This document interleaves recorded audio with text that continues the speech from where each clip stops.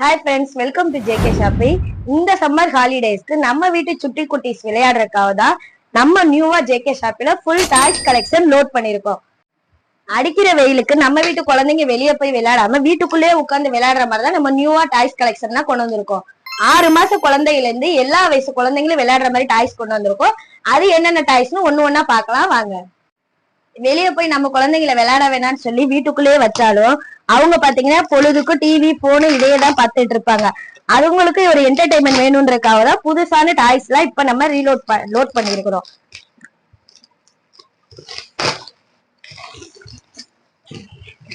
இது மட்டும் இல்லைங்க, இன்னும் ஸ்டாக்லாம் வந்துகிட்டு இருக்குது.